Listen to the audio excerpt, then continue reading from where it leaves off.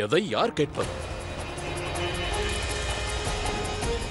கேட்டால் கிடைத்து விடுமா? ஷெகன்ஷா கையெழுத்திட்ட ஏதாவது பத்திரம் வைத்திருக்கிறீர்களா?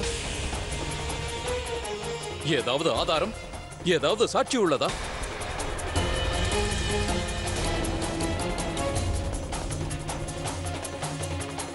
நல்ல வேளை இது ஜோதா பேகத்தின் தங்கையின் திருமணமாயிற்று. இல்லை என்றால் இதற்கெல்லாம் விளைவுகள் வேறு விதமாக இருந்திருக்கும். அதற்காகத்தான் நானும் அமைதியாக இருக்கிறேன். இல்லை என்றால் இங்கு எங்களுடைய சேனைகளுக்கும் குறைவில்லை, ராஜவம்சத்தினருக்கும் குறைவில்லை. இங்கேயே நாங்கள் வாளை எடுத்திருப்போம்.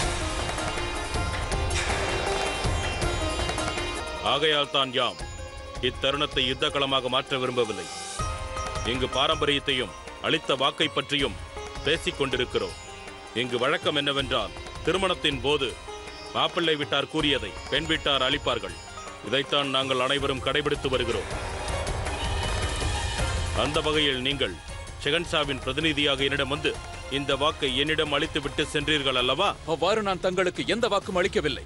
ஒருவேளை தங்களுக்கு நம்பிக்கை வரவில்லை என்றால் நான் தங்களுக்கு சத்தியம் செய்து கூறுகிறேன், அவ்வாறு நான் எந்த வாக்குறுதியும் அளிக்கவில்லை. எனக்கு சுபேதார் ஷரீஃபுதீன் மீது முழு நம்பிக்கை உள்ளது. இதுவரை எந்த முகலாய அதிகாரிகளுக்கும் ஷெஹன்ஷா முன்பாக பொய் சொல்ல தைரியம் வந்ததில்லை.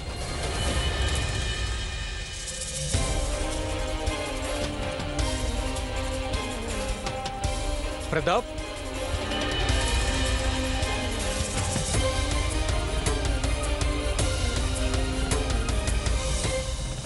நான் தாய் அம்பிகையின் மீது ஆணையாக கூறுகிறேன், ஷரீஃபுதீன் தான் இந்த வாக்குறுதியை எங்களுக்கு அளித்தார். கேட்டீர்களா ஷெகன்ஷா? எந்த ஒரு ராஜபுத்திரனும் தாய் அம்பிகை மீது பொய் சத்தியம் செய்ய மாட்டார்கள்.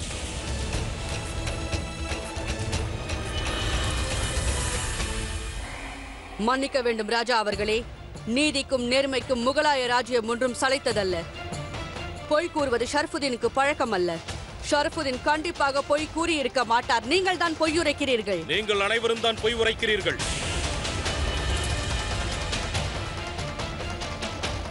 ஷரீஃபுதீன், உங்களுடைய மகன் ஆதாம், பிறகு இவர்களோடு சேர்ந்து நீங்களும் நிறுத்துங்கள்.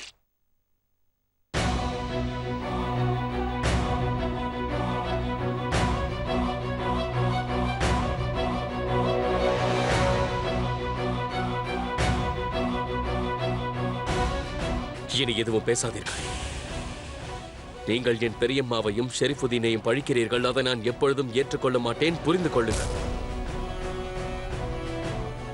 ஷெரீஃபுதீன் தங்களுக்கு வாக்களித்தானா இல்லையா என்பது எனக்கு தெரியாது. ஆனால் நான் என் ஜோதா பேகத்திற்கு வாக்களித்துள்ளேன். இங்கு எந்த பிரச்சனையும் நடக்காது என்று வாக்களித்தேன். ஏன் அப்படி செய்தேன் என்றால், யுத்தத்திற்கு முன்பு எத்தனை எதிரிகள் இருக்கிறார்கள் என்பதை நான் கணக்கில் எடுக்க மாட்டேன். அதே போல் யுத்தத்திற்கு பின்பும் சவங்களை கணக்கெடுக்க மாட்டேன்.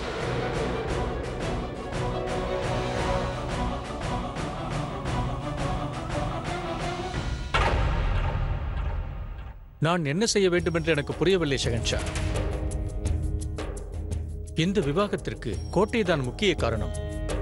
இனி முடிவை தாங்கள் தான் எடுக்க வேண்டும்.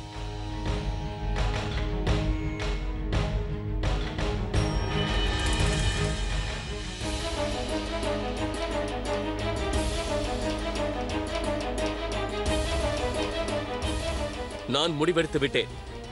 அந்த ரத்தன்பூர் கோட்டையை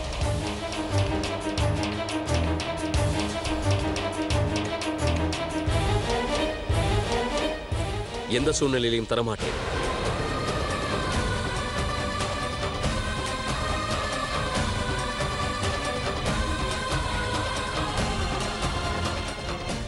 என்னால் சுகன்யாவின் திருமணத்திற்காக எப்படி இந்த வரனை பார்க்க முடிந்ததோ அதேபோல் நிச்சயமாக வேறொரு வரனையும் பார்க்க முடியும்.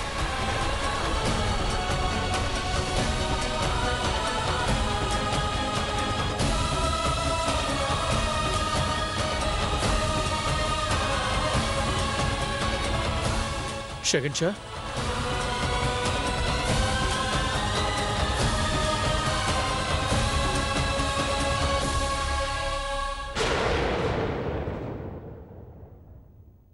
நான் எவ்வளவோ முயற்சி செய்து பார்த்தேன்.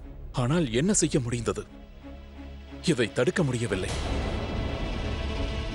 நாம் அனைவரும் ஷெகன்ஷா அவர்களுக்கும் பிரதாப் அவர்களுக்கும் ஏதாவது வாக்குவாதம் வந்துவிடுமோ என்று பயந்து கொண்டிருந்தோம். கடைசியில் பார்த்தால் மாப்பிள்ளை வீட்டாரிடமே இருந்து பிரச்சனை வந்துவிட்டது.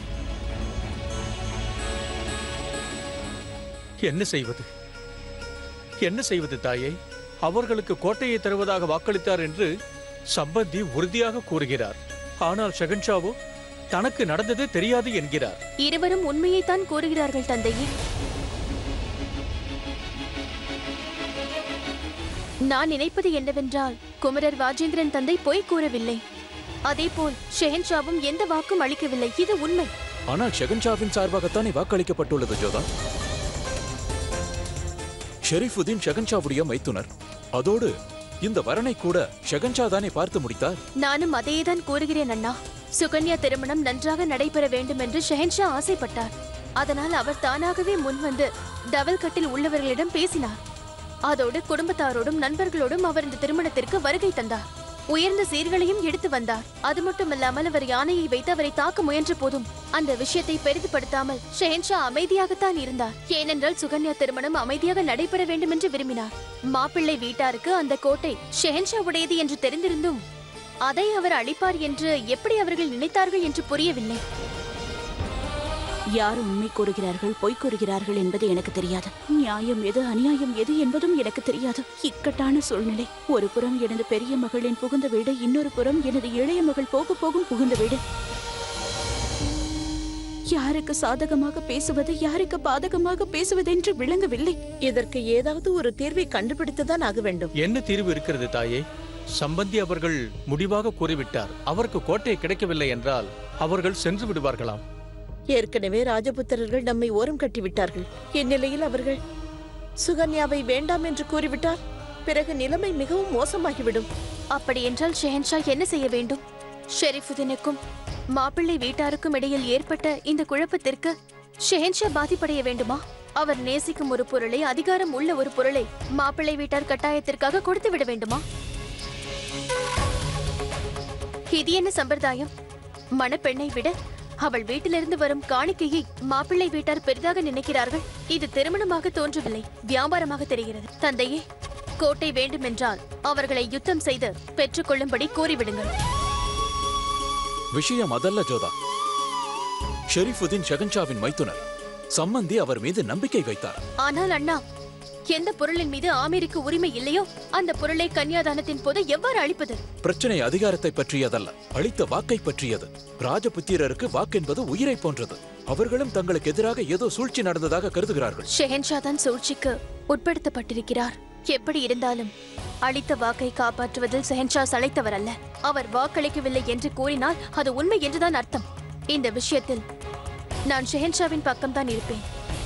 யாருக்கு யார் ஆதரவு என்பதை விட எனது சிறிய மகளான சுகன்யாவின் வாழ்க்கை அழியக்கூடாது. நடப்பது அனுகூலமாக இல்லை.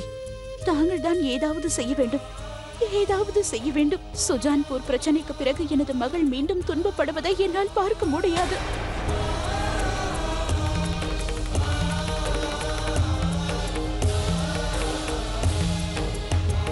இந்த விஷயத்தில் அதிகமாக பாதிக்கப்பட்டுள்ளது சுகன்யா. இது ஒரு பெண்ணிற்கு மிகப்பெரிய அவமானமாகும். அதை நான் பொறுத்துக் கொள்ள மாட்டேன். நம்மை போன்ற ராஜபுத்திரர்கள் நமது மகளுக்காக உயிரையே கொடுப்போம். ஆனால் அவர்களை பகடைக்காயாக வைத்து விளையாட மாட்டோம். இப்போது நடந்து கொண்டிருப்பது திருமணம் அல்ல, வியாபாரம். நமது குலத்திற்கு விரோதமான செயலாகும். நான் இதற்கு துணை போக மாட்டேன். பிரதாப் அவர்களே, நான் தங்களை கௌரவிக்கின்றேன். தாங்கள் உரைப்பது சத்தியமாகும். ஆனால் அவ்வண்ணமே கோட்டையை தருகிறோம் என்று அவர்கள் கூறியதும் சத்தியமாகும். கோட்டை கோட்டை கோட்டை கோட்டையின் மீது அவ்வளவு ஆசை என்றால் உண்மையான வீரனைப் போல போர் செய்து அதை நீங்கள் கைப்பற்றி இருக்க வேண்டும். அதற்கு மாறாக வியாபாரம் போல் அதை பேரம் பேசக்கூடாது. நீங்கள் அனைவரும் என் நண்பர்கள். அதனால் தான் பொறுமையாக எடுத்துரைக்கிறேன். இது தகுந்த செயல் அல்ல. தாங்கள் கூறுவது முற்றிலும் சரிதான் அரசரே. நாங்களும் தங்களை நண்பராகத்தான் பாவிக்கின்றோம். நீங்கள் கூறுவது அனைத்து வகையிலும் சரியாகத்தான் உள்ளது. ஆனால் நாங்கள்... நீ சற்று அமைதியாக இரு இளவரசர். தாங்கள் வயதில் சிறியவர், அனுபவத்திலும் அதுபோல்தான். அரசர் பிரதாப் அவர்களே, நான் ராஜவம்சத்தின் மானத்திற்காகத்தான் இப்படி போராடி கொண்டிருக்கிறேன். இது நமது ராஜவம்சத்தினருக்கு கௌரவ பிரச்சனையாக மாறிவிட்டது. நமக்கு வாக்களித்துவிட்டு அவர்கள் நாடகம் ஆடுகிறார்கள். இம்மாதிரியான சூழ்நிலையில் தாங்கள் எங்களுக்கு துணையாக இருக்க வேண்டும். துணையா? அதுவும் இந்த விஷயத்தில்? அதற்கு வாய்ப்பே இல்லை. நீங்கள் நமது குல கௌரவத்தை காற்றில் பறக்க விட்டுக் கொண்டிருக்கிறீர்கள். ஒரு ராஜபுத்திரன் நட்பிற்காக வாக்களிப்பானே தவிர தனது பாதுகாப்பிற்காக கெஞ்ச மாட்டான். தன்னை தற்காத்துக் கொள்ள தெரியாதவன் தான் இப்படி கூறுவான். தாங்கள் ராஜபுத்திரனாக பிறந்திருக்கிறீர்கள். கோட்டை வேண்டுமென்றால் போர் செய்யுங்கள். கன்யாதானம் என்பது ஒரு தானமாகும். அதை தலைவணங்கி ஏற்றுக்கொள்ள வேண்டுமே தவிர பந்தயம் கட்டி வசமாக்கிக் கொள்ளக்கூடாது. வீர் போக்கியா வசுந்தரா, ஆழ முடிந்தவனுக்கே நிலம் சொந்தமாகும். போர் செய்து வெல்பவனுக்கே கோட்டை வசமாகும். அந்த கோட்டைக்காக யுத்தம் செய்ய வேண்டும் என்றால் நான் துணையாக நிற்பேன். ஆனால் வியாபாரத்திற்கும் பேரம் பேசுவதற்கும் நான் துணை நிற்க மாட்டேன்.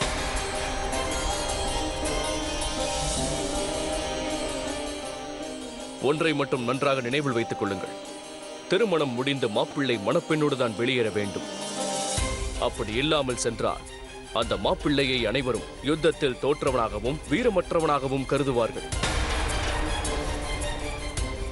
இப்படி ஒரு அவப்பெயர் தங்களுக்கு வராமல் பார்த்துக் கொள்ளுங்கள்.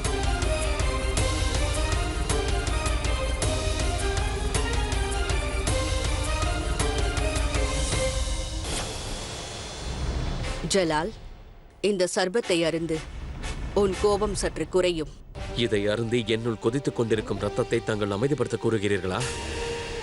நான் நினைத்திருந்தால் தவல்கட்டை எனக்கு சொந்தமாக்கிக் கொள்ள முடியும். ஆனால் நான் அப்படி செய்யவில்லை. முஜேந்திரன் குடும்பத்திற்கு நான் வாக்களித்தேன், அவர்கள் பாதுகாப்பிற்கு எந்த பங்கமும் வராதென்று. நான் சுகன்யாவின் நலனிற்காகவே இந்த திருமணத்தை பேசி முடித்தேன். என்னோடு நட்பு கொள்ளும் ஒரு வாய்ப்பையும் நான் அளித்தேன். ஆனால் அப்படி இருந்தும் அவர்கள் இவ்வாறு செய்வதா?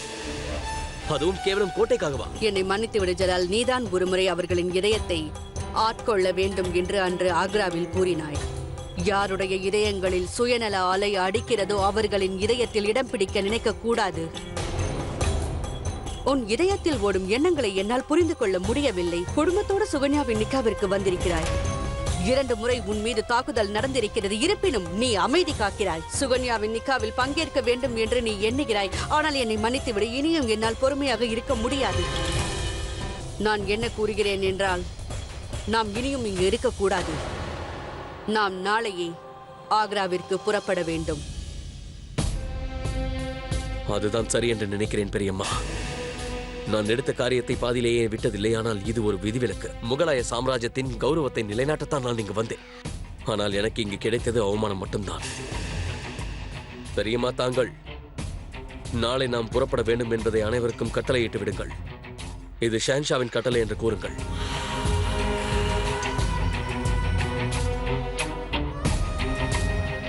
இதோடு இந்த பிரச்சனை முடிந்து விட்டது. பிரதாப், எங்கு புறப்பட்டு விட்டீர்கள்? நான் துன்பத்தில் இருக்கின்றேன். ஒரு ராஜபுத்திர அரசனின் வீட்டில் இப்படி நடப்பது எனக்கு வேதனையாக உள்ளது. இனி இங்கு நடக்கப் போவது திருமணம் அல்ல, வெறும் வியாபாரம், பேரம் மட்டும்தான் நடக்கும். அதை என்னால் சகித்துக் கொள்ள முடியாது. அவ்வாறு எதுவும் நடக்காது பிரதாப். நீங்கள் செல்ல வேண்டாம். கண்டிப்பாக தீர்வு காண்கிறேன். இல்லை பார்மல் அவர்களே, இது கௌரவம் சம்பந்தப்பட்ட விஷயமாக இருந்தால் இந்நேரம் வீரவாள் வெளியே வந்திருக்கும். ஆனால் கொடுத்த வாக்கை நிறைவேற்றவில்லை என்றுதான் பிள்ளை வீட்டார்கள் இப்போது கூறிக்கொண்டிருக்கிறார்கள். அதை நினைத்துதான் எனக்கு மிகவும் வருத்தமாக உள்ளது. எனக்கு இது பிடிக்கவில்லை. இல்லை பிரதாப், அனைத்தும் சரியாகிவிடும். நீங்கள் செல்ல வேண்டாம். திருமணம் முடிந்ததும் நானே முறையாக அனுப்பி வைக்கிறேன். நான் அதற்கு காத்துக் கொண்டிருந்தால் பிறகு நான் இங்கு பல கோழைகளை வெட்டி சாய்க்க வேண்டியிருக்கும். அது நல்லதல்ல. உறவிற்கு மரியாதை கொடுத்துதான் நான் இங்கு வந்தேன் என்று முதலிலேயே கூறினேன். வாழ்வீச்சிற்கு அல்ல. விடை கொடுங்கள்.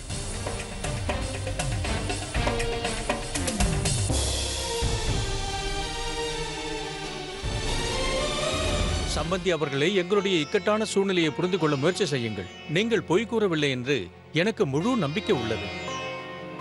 ஆனால் புரிந்து கொள்வதில் ஏதேனும் குழப்பம் நிகழ்ந்திருக்கலாம் அல்லவா? குழப்பம் ஏற்படுவதற்கு அங்கு எதுவும் இல்லை பார்மல் அவர்களே. ராஜபுத்திரர்கள் என்றுமே பொய்யுரைக்க மாட்டார்கள். அது மட்டுமில்லாமல் யாரும் தன்னுடைய கௌரவத்தை காற்றில் பறக்கவிட நினைக்க மாட்டார்கள். கௌரவம், மானம் இதெல்லாம் இப்போது எங்களுடைய பிரச்சனையாகிவிட்டது சம்பந்தி. சுகன்யாவின் திருமணம் தடைபட்டு விட்டால் பிறகு... மகாராஜா, நான் தங்களுடைய பிரச்சனையை... நான் தான் தவல்கட்டுடைய மன்னன்.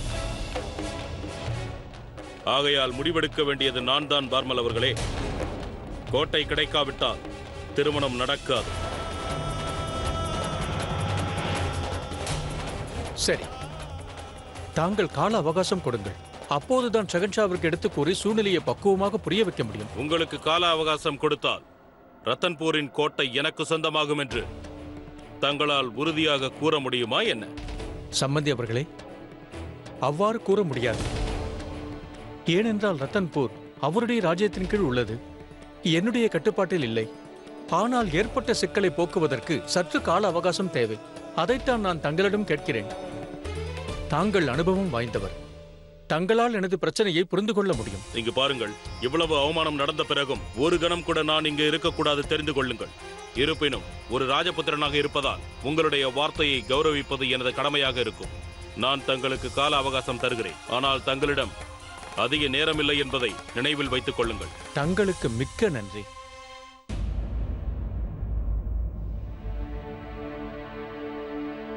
மோதி, நீ சுகன்யாவை பார்த்தாயா? அவள் அறையில் இல்லையே. நீ இவ்வளவு நேரம் எங்கிருந்தாய்? சுகன்யா மகாராணியோடு இருக்கிறார். பிறகு நான் உங்களுக்கு முக்கியமான மடல் கொண்டு வந்திருக்கிறேன். இந்த மடலை யார் எனக்கு அனுப்பினார்? என்னவென்றால், நான் இங்கு வந்து கொண்டிருக்கும் போது பிள்ளை வீட்டின் தாசி ஒருவர் கொடுத்தார். இதில் என்ன எழுதியிருக்கிறது?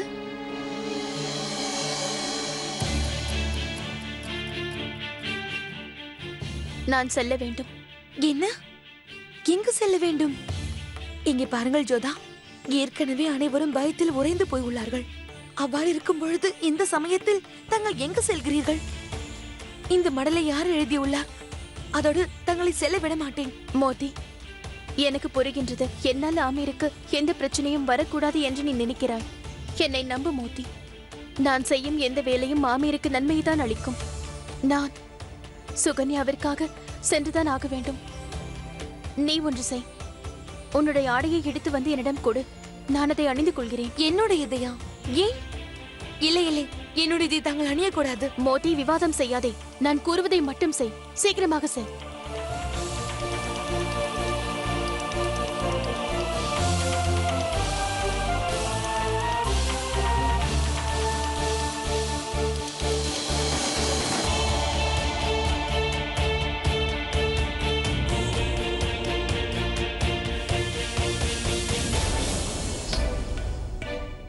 என்னை மன்னிக்க வேண்டும்.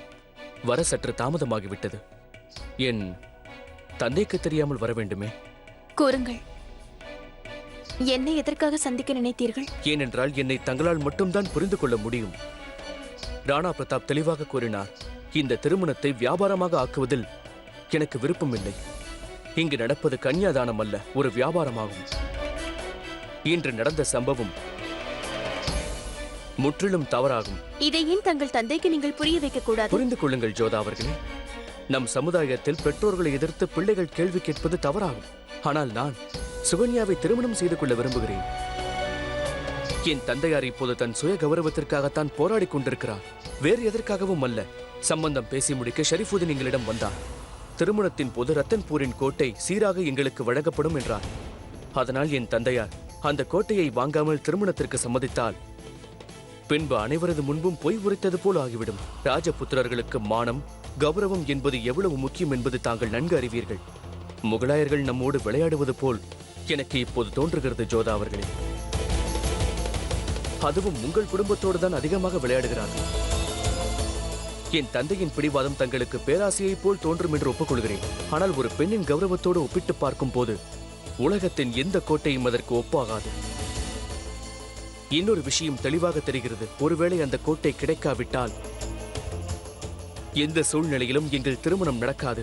நான் கேட்பதற்கு பதிலை கூறுங்கள். உங்களுக்கும் கூட சுகன்யாவோட திருமணத்தை விட கோட்டைதான் முக்கியம். அவ்வாறு இருக்குமே, ஆனால் தங்களை சந்திக்க நான் ஏன் வர வேண்டும்? நான் சுகன்யாவை திருமணம் செய்து கொள்ள விரும்புகிறேன். ஆனால் இந்த கன்னியாதானம் சம்பந்தப்பட்ட விஷயம் எதுவும் எனக்கு பிடிக்கவில்லை. எனக்கு அந்த கோட்டை தேவையில்லை. உங்கள் மனதில் இருப்பதை நீங்கள் கூறிவிட்டீர்கள். இப்பொழுது நீங்கள் சென்று விடுங்கள். பிறகு உங்கள் அபிப்பிராயத்தை கேட்டு எனக்கு மகிழ்ச்சியாக உள்ளது.